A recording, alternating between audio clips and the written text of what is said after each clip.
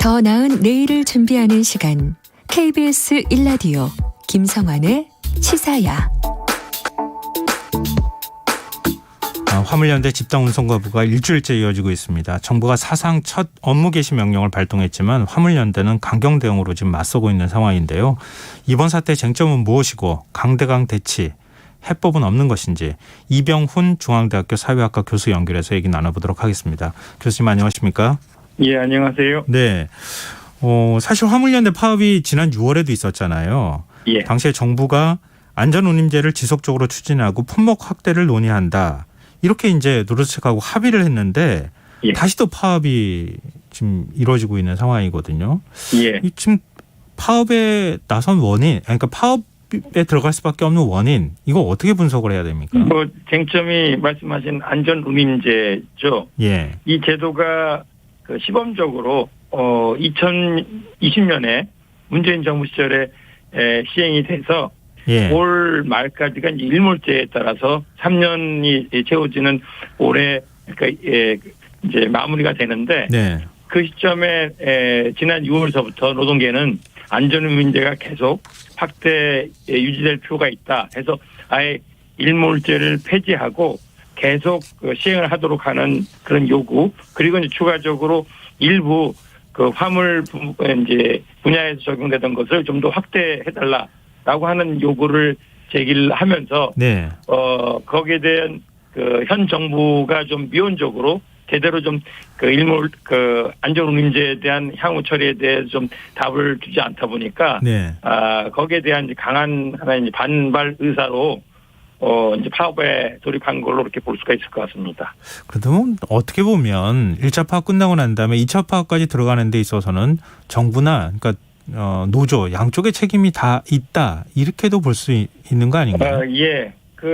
지난 6월에도 8일간 화물연대를 한다면 전체 그 화물 운수, 그래서 주력 산업 수출까지 포함해서 상당히 우리 물류의 중추적인 그런 역할을 하는 이제 분야일 텐데요. 거기서 파업이 발생하면서는 전체 국민 경제에 큰 타격을 주죠. 그래서 좀 깝깝하고 안타까운 거는 6월 이후에 현재 최근까지 왜 안전운임제에 대한 좀 노조 간에 성실한 대화 협상이 안 이루어졌는지, 그런 점에 지금 이와 같은 큰 분란을 겪게 되는 시점에서 보면 좀 정부도 굉장히 좀 소극적이었던 것 같고 네. 노동계하고 협상이 안 된 건 좀 깝깝합니다. 네. 안전운임제는 화물차 운전자의 과로나 사고를 방지해서 화물차 사고를 줄이고자 하는 게 목적 아니겠습니까? 맞습니다. 결국 이제 예. 화물차가 교통사고를 일으키게 되면 그 피해는 또 국민들이 입을 수 있는 상황이기도 하니까요. 예. 최저임금제 역할을 하기도 하는데, 근데 정부의 주장이나 이건 좀 달라요. 교통사고를 줄이는데 효과가 별로 없었다 이렇게 또 얘기하고 있거든요. 안전운임제 실효성 어떻게 보십니까? 아무래도 이 화물 운수와 관련해서는 화주가 있고 예. 또 운송업체가 있고, 그리고 실제 지금 이 화물 연대로 나서게 되는 화물 운송 차량 기사들이 계시겠죠. 예. 그분들 간에 이제 운임료를 높이게 되면은 특히 화주로서는 물류 비용이 크게 늘어나니까 예. 그런 점에서 해당 업계 쪽에 이제 큰 부담이 아마 제기가 됐을 것 같고, 그런 입장에 정부는 상당히 좀 의식을 하게 되지 않나 싶은데요. 네. 그럼에도 불구하고 일선에 화물 업계 내에서는 사실 이 과적, 과속, 그리고 과로라고 예. 하는 그런 이제 문제로 인해서 그 얘기는 워낙 운임이 서로 경쟁적으로 인하가 돼서 수년 동안 너무 이제 저가의 수수료 체제가 되다 보니까, 그러다 보니까 안전사고도 빈발하고 그것이 여러 가지 또 업계 물류 흐름에서도 좀 지장을 준다라고 하는 이유가 됐고요. 최근에는 또 경유값 값이 폭등하지 않았습니까? 네. 경유값. 그러다 보니까 화물연대는 더 이상 이 안전운임을 통해서 적정 소득을 좀 보장받아야겠다라고 하는 그런 이제 요구나 주장을 좀 물리기 힘든 그런 상황으로 얘기를 하는 것 같습니다. 근데 교통 안전에 기여하는 것만 사실 평가하기는 좀 어렵겠죠. 이런 이슈는 항상 좀 다툼이 있거든요. 예. 그래서 뭐 화주 같은 경우는 그만큼 비용을 들이는 사람 입장에서는 이게 이와 같이 수수료 운임을 높이는 것이 이 경제적인 부담 등등을 얘기할 거고요. 예. 또 일하는 그 화물 기사 입장에서는 소득이 워낙 받쳐주지 못하다 보니까 여러 가지 안전 문제까지 걱정하게 되고 또 지나친 노동으로 힘들다라고 하는 그런 사정의 이슈인데요. 근데 지금 우리 사회가 좀 크게 우리가 좀 그 개선 발전시켜야 될 것이 안전이라고 저는 생각하고 그런 점에서 턱없이 좀 수수료나 운임이 낮아가지고 그 생명 안전까지 담보로 일을 해야 되는 그런 현실은 좀 우리가 좀 계속 개선을 해 나가야 되지 않을까 그렇게 생각합니다. 네. 그러면은 지금 뭐 오늘 2차 교섭도 있었는데 결국 예. 이제 입장차를 줄이지 못했다고 하더라고요. 예. 근데 원래 화물연대에서 얘기하기로는 일몰제 폐지도 폐지지만 품목을 지금 컨테이너하고 시멘트에 한정되어 있는 것을 좀 더 늘려달라 예. 이렇게 요구를 하고 있는데요. 이 좀 예. 설득력이 있는 주장입니까? 그 아무래도 노동계는 안전운임제를 고수하고 그리고 지금 이제 제한적으로 적용되는 걸 더 확대하자라고 하는 것이 이제 노동계가 또 어떤 교섭을 두고 그들의 하나의 전략적인 요구로 제기되는 것 같고요. 예. 그러니까 지난 6월이 참 허송세월처럼 지나간 게 그게 참 정부 역할이 좀 너무 소극적이었다라고 아까 언급을 했는데 네네네. 그런 점에서 이 안전운임제가 지난 2020년서부터 시행된 효과가 어떤지 그리고 현재 시행된 데가 그만큼 기사들한테 안정적인 소득이 되면서 안전 사고 문제라든가 아니면 물동 물류 차원에서 어떤 하나의 개선점이 있는지 등등을 잘 따져보면서 그 효과가 상당히 있다 한다면 여러 분야를 확대하는 것이 좀 더 운임률을 높인다 하더라도 네네. 경제적인 효과가 큰 점이 된다면 노동계 요구를 충분히 좀 전향적으로 수용이 될 수가 있을 거고요. 네. 그런 점이 뭔가 좀 미진하다 한다면 좀 차차 확인하면서 논의를 좀 해나갈 수가 있는데 지난 6개월 동안에 그런 논의가 전혀 안 됐다는 것이 좀 현재 이제 파업 사태를 좀 지켜보면서는 좀 계속 정부나 아니면 노동계가 좀 제대로 대화를 못한 것을 두고 계속 좀 안타깝게 생각을 하게 되는 거죠. 네. 네, 지금 윤석열 대통령은 강성노조에 관한 문제 지적하기도 했었고요. 예. 원희룡 국토부 장관은 귀족노조라고 하는 표현까지 쓰고 있거든요. 예. 그러면서 지금 이제 결국은 업무 개시 명령까지 하게 되는 이런 상황이 됐는데요. 정부의 이런 강경한 태도, 앞서도 지적하셨지만 정부의 책임도 적지는 않은 상황인데 이렇게 강경 일변도로 나가는 태도가 이게 맞습니까?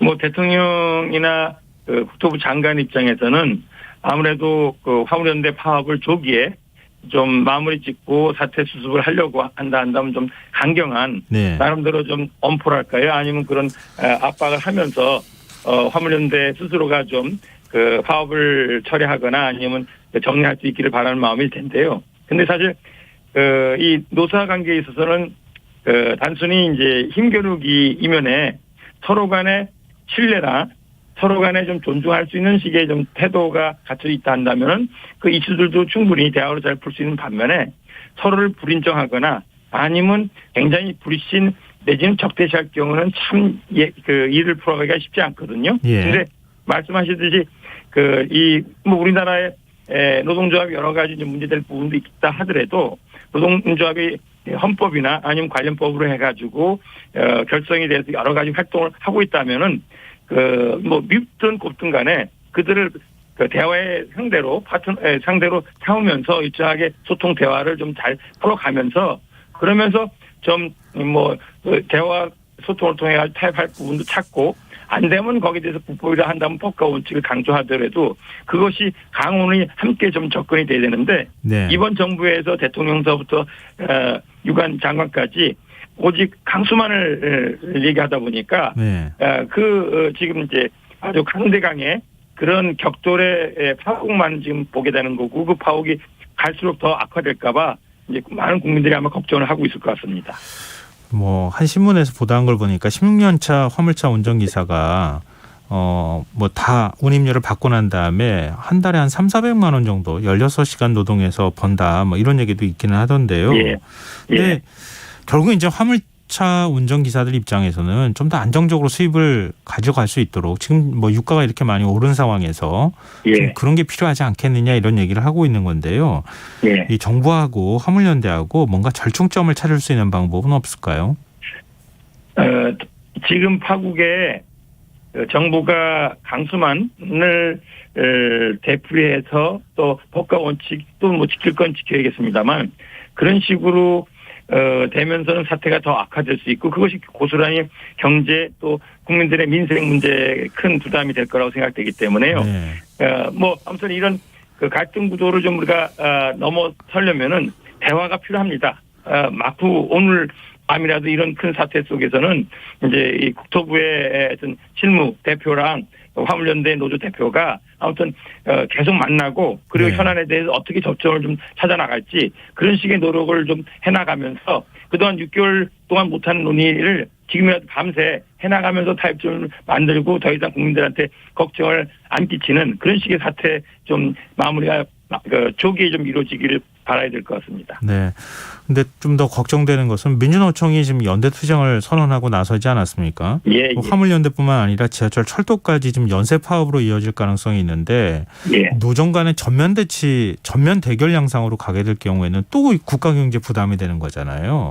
사실 우리 사회가 너무 진영 간의 이 격돌하는 그런 일들을 보면서는 그게 참 사회의 큰 분열로 좀 걱정을 낳게 되는데요. 예. 이번에 또 화물연대 말씀하셨지 지하철, 철도 그리고 또 중대재해 처벌법을 둘러싼 노동계하고 재계 또 정부 그리고 거기에 야당 또 노동사회단체까지 얹히는 그런 식의 어떻게 보면 그 노사 문제가 하여튼 지뢰밭으로 올 겨울을 그렇게 지금 많은 문제 불씨를 좀 안고 있다라고 생각되는데요. 네. 그런 만큼 화물연대의 뭐 초장서부터 정부는 어떻게든 다른 사태 확대를 막기 위해서 강소를 두는지 몰라도 네네. 오히려 자칫 그 화물연대를 잘 못 풀면은 온갖 이슈를 한꺼번에 떠안는 한꺼번에 큰 불을 내는 그런 식의 사태로 확대될 수가 있다는 점을 잘 유념하면서 나름대로 이 사태에 대해서 좀 너무 강수만이 아니라